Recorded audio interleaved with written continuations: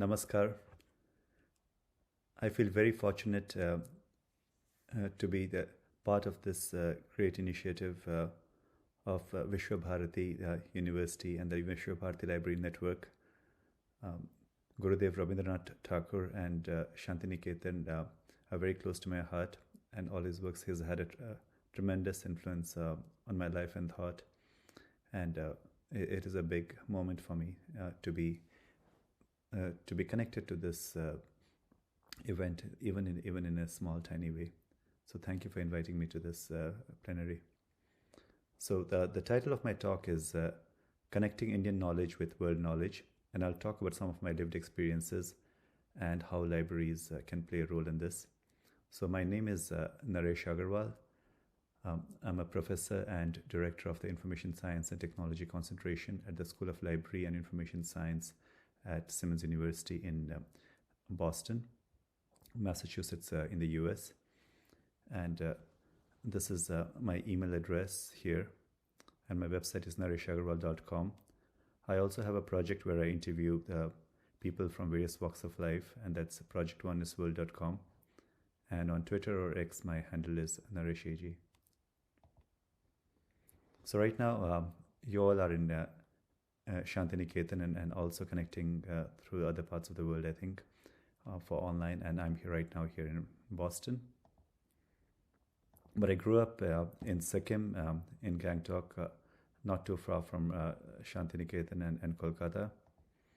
And this is a lake in the northern part of Sikkim. And that's the school that I went to. On a clear day, you can see the Mount Kanchenjunga here over the hills. And in 1995, I got a scholarship to study in Singapore. And for that, I had to go through Kolkata as well at the time. And so this is just a picture of Singapore. And this is Nanyang Technological University, where I did my undergrad years. And I worked for 6 years in the industry and went back to the university, to the National University of Singapore, to do my PhD. So at the heart of my work is the actor or the user or the person. It could be a librarian, a library professional, an LIS student, a conference attendee, a working person, a student, or a child, or any other person. And this person has Brenda Derwin, who was a professor at Ohio State University, like to call this person a body, mind, heart, and spirit moving through time and space with a past history, a present reality, and future dreams or ambitions. And this person has some need for information and then goes about the process of looking for information from one or more sources. And as part of this search, this person might go and look for information from computer-based systems or smartphones. And sometimes you find information serendipitously when you're not really looking for it. And as the information comes about, you try to make sense of it. And sometimes you avoid information as well. And this whole thing can be thought of as human information behavior. And this need arises as part of a certain context. And when we look at this phenomenon not from an individual's point of view, but an organizational's point of view, then that is called knowledge management. And here, instead of information seeking, you would be knowledge sharing. So in an organization, various kinds of knowledge sharing processes take place, from knowledge creation, knowledge transfer, and knowledge use, and so on. So this was a book that I wrote in 2018 on exploring context and information behavior. So I had painted this at the point. I also painted the cover image of the Taj Mahal that you saw on the cover slide. And this was a second book which talked about the stories of 25 people that went from India to Singapore on a scholarship and then went on to find the ikigai or their purpose in life. And this was the South Asian version of the same book. So right now I'm working on my third book with Professor Anwarul Islam from Dhaka University in Bangladesh. And this is on managing knowledge in libraries, research, implementation, and innovation. And we're also putting together the proceedings of the International Conference of Knowledge Management that took place in 2024. So this is Simmons University in Boston. It's a small university, but very beautiful in the heart of Boston. And there's a 3-story parking garage over here. And this science center has been demolished right now, and there is a huge tower that is coming up in its place. So that's going to be the Living and Learning Center. And my office is currently here on the third floor of this academic and management building. And this is the main college building. And this is another view of Simmons University. So these are different views of Boston. That's currently winter right now. You see a lot of snow at different times. And then this is spring, and then and then this is how it is in September in the fall times. Okay, so let's talk about connecting Indian knowledge with world knowledge. So first, what is knowledge management? So typically, knowledge management, I like to think of it as a way to go to an organization and say that, to people in an organization, say that what can I do to make your life easier than what it is? So it's typically about people, processes, and trying to harness the innate power that people have and the potential that people have into improving the lives of the employees and lives of all the patrons and the clients, customers in an organization. So in a knowledge management cycle, the typical processes are knowledge capture, knowledge creation, knowledge sharing and dissemination, or knowledge application and use. There are lots of different processes, but this is a kind of an integrated summation of the processes as put together by Kim Zalkir in her books. So when we think of the Indian knowledge system, this Indian knowledge is basically a combination of both the tacit knowledge and the explicit knowledge. Initially, it was in the form of Shruti, which was just spoken but not written down, and later on we had Smriti as well. And we've had the Itihasas, the Ramayana and the Mahabharata, and the Upanishads and the Vedas. So this form of ancient knowledge and various books on ranging from classical dance forms to art to architecture to astronomy and so on, and to languages like Sanskrit and Tamil, the classical old languages of India. So it is an entire civilizational system of knowledge that we have had, and that can be thought of as the Indian knowledge system. And this includes discoveries in mathematics and astronomy by ancient scholars like Aryabhatta, Brahmagupta, the wisdom of the Upanishads and the Bhagavad Gita, the yoga, spiritual studies from various religions, Hinduism, Jainism, Buddhism, and so on, and dance forms of various classical and folk dances, and Sanskrit and other classical languages. And it's not just of the past. This knowledge is a movement that's happening continuously, and it's about how all of this can be applied to improve the lives of people as it is in India and around the world. So I want to share some anecdotes from my own life in terms of how this Indian knowledge system and how I've been able to connect some of this with world knowledge as I moved about first to Singapore and into the US, and how I apply it and live it in my own life. So Mahatma Gandhi had said that I do not want my house to be walled in on all sides and my windows to be stuffed. He wrote in the Young India in 1921. I want the culture of all lands to be blown about my house as freely as possible, but I refuse to be blown off my feet by any. So I had painted this picture with Mahatma Gandhi, and I titled this painting Ekla Chalo Re. So it is apt that we're talking to an audience from a university that's founded by Gurudev Rabindranath Tagore. So I draw great inspiration from these lines, walk alone or Ekla Chalo Re. And whenever you call anyone for help, if nobody refuses to come, at that point in time, you decide to walk alone.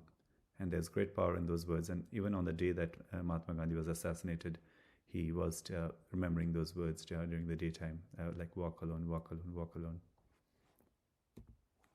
And here, this was another of my paintings based on the themes of a British artist who was in India in the 19th century, and making pictures of life in India as it existed then. So, these are collected in Victoria Memorial in Calcutta, and I painted this based off that. And this was another from the Holkar's camp as well. And these paintings were exhibited in a collection of paintings done by Indian artists here in Massachusetts. And this was Mother Teresa, and these are prayer wheels at the Inche Monastery in Gangtok, Sikkim, where I come from. And this was a picture of Goddess Saraswati that I painted. And I took the inspiration from my daughter, who also learns classical dance forms like Bharatanatyam, and she learns Hindustani vocal music as well. And but by showing these, I'm also showing that how the people living outside of India right now can still be connected to their roots in many different ways. And these all collectively form the Indian knowledge system. And his Guruji, M. Ramarao, he is my music teacher. I've been learning Hindustani classical music from him since 2018. He is a Doordarshan and All India radio artist, and he's trained and still training like thousands of students, I think more than 4,000, 5,000 students in Hindustani classical music for about 40 years, and for the last 8 years in the US as well. And he really has a way to make any person have a love for music. And I find that many of these, the power in Indian music is that it really helps with mental health, and it can help you meditate and to calm your mind, and as some people say, in your quest to find God or to experience God. He's also a specialist harmonium player. But there are other teachers here as well, and other organizations that are formed a vibrant community of teachers and learners that are propagating Indian music, and then experiencing the beauty in it.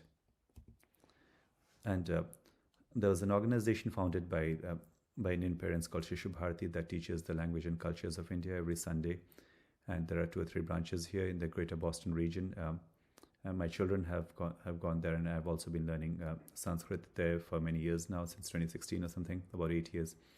And there's another organization that I'm a part of that was founded. They just completed 1 year today, actually.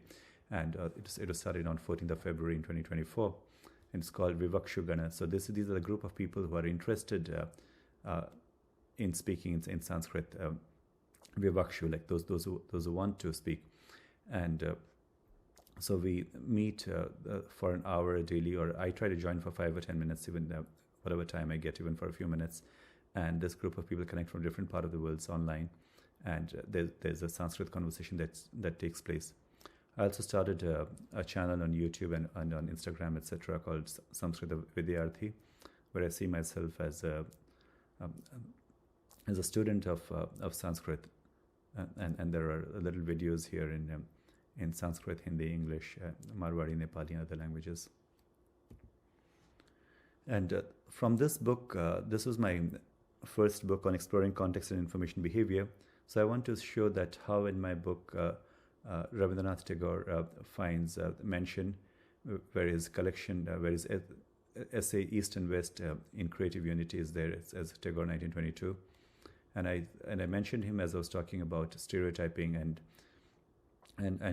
here he writes that we are in a haste to seek for general types and overlook individuals.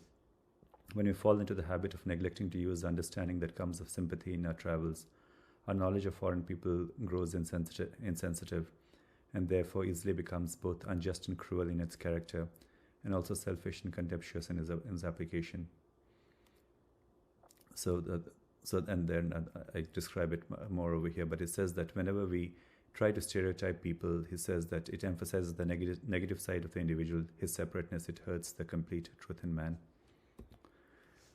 And I have two other book projects right now. One is on modeling happiness, in which a large part of it is derived from the Indian thought or the Indian knowledge system. And there's another book where I'm synthesizing various commentaries of the Bhagavad Gita.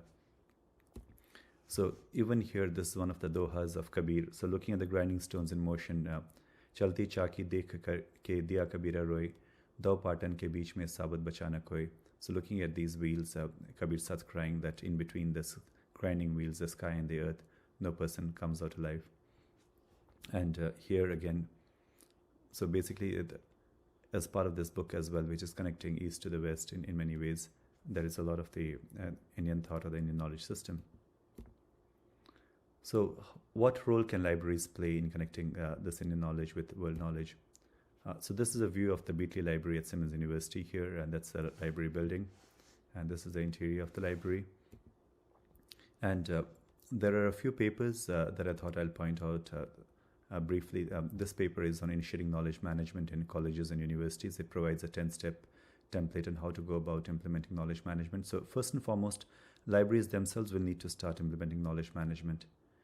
And then we talked about the various phases of knowledge creation and capture, knowledge sharing and transfer, knowledge application and use. And in this case, we're talking about the Indian knowledge system as a knowledge. So how can libraries try to capture or to create some of this knowledge, or to facilitate the storage of this knowledge and the sharing and transfer of this knowledge? And so in the second paper, there are various kinds of technology and non-technology tools that we've talked about. These papers was in collaboration with Anwarul Islam from Dhaka University, and the first one was with Lala Maruf of Kuwait University. And the last one is a good paper. This is in the context of professional associations, but it also talks about how knowledge can be transferred from tacit to explicit in different forms, and what are the specific processes that can play a role in that. So this is a model by Odell and Grayson. And so when you want to implement knowledge management, you need to have the appropriate culture, measures, technology, and infrastructure as an enabling environment. And the value proposition in this case is the unveiling of the Indian knowledge systems in the digital era. Okay, and then the stages have to be about planning, designing, implementing, scaling up. So libraries could go about implementing this, and this is described in more detail in the Agrawal and Maruf paper. So I just wanted to give a brief overview of various things. We do not have a lot of time right now, but I'm very happy to take your questions, and you can reach out to me at this email address or on Twitter or okay. And so thank you all. Dhanavad.